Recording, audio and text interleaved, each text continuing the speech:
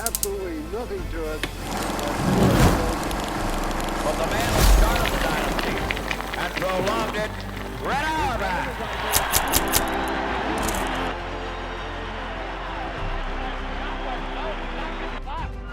All right, now quickly it is Robert with the ball. 14 seconds left. Now quickly it goes over.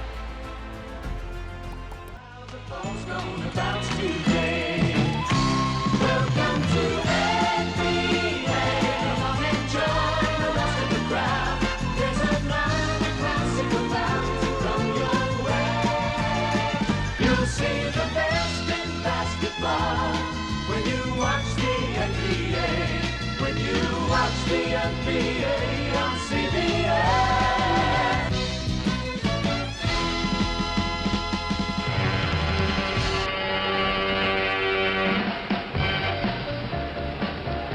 You are looking inside the Boston Garden, where in just a few minutes, the greatest basketball show on earth, the NBA championship, will begin.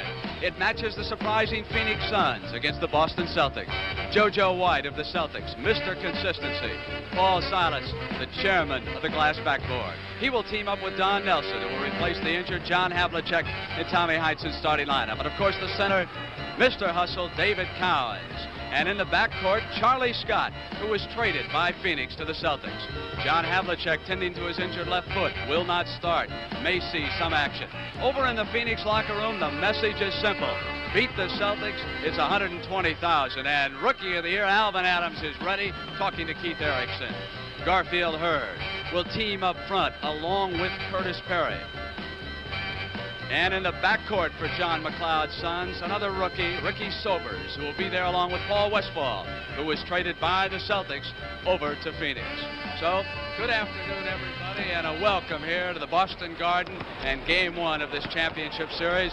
So nice you could be with us this afternoon. I'm Brent Musburger, along with Mindy Rudolph and Sonny Hill, and it is a pleasure today to welcome not only a marvelous basketball player, but also a very close friend of mine to this broadcast, Rick Barry. And I got to ask you off the top, big guy, why are you sitting here in this nice new sport coat and not out there warming up? Well, it's with mixed emotions, but it's mainly because of the fact the Phoenix Suns outplayed us in our series, and they deserve to be here, and they deserve a tremendous amount of credit. I think they played excellent basketball, and we just didn't play up to our capabilities. Rick, let's take a look at some of the highlights of that seventh game, the loss to Phoenix. And you can call them highlights.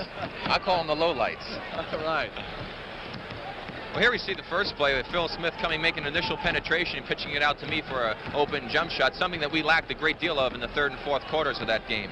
Now, here we see the offensive board work. Here's a shot going up by Hurd. You see Perry coming up with the offensive rebound, shooting and missing, and another offensive rebound, that time by Adams. And this is one area of the game that we really suffered in the whole series, offensive boards. A great steal by Paul Westphal from Clifford Ray. Now watch this great dunk. He goes up and dunks it right over Phil Smith, who's a great leaper in himself. Here we see Jamal Wilkes trying to get a shot up, and Paul Westphal makes another good play, double teaming, stealing the ball. Excellent behind the back pass to Ricky Sobers, who had a fine series for a rookie in playoff competition.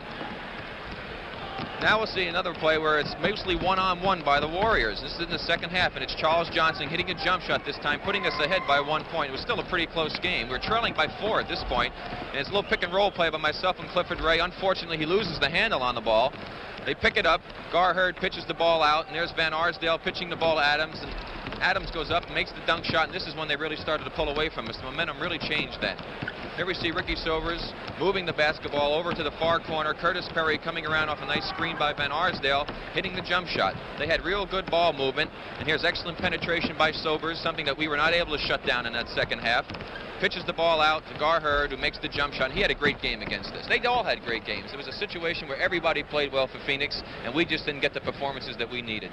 Obviously, Rick Barry has nothing but respect.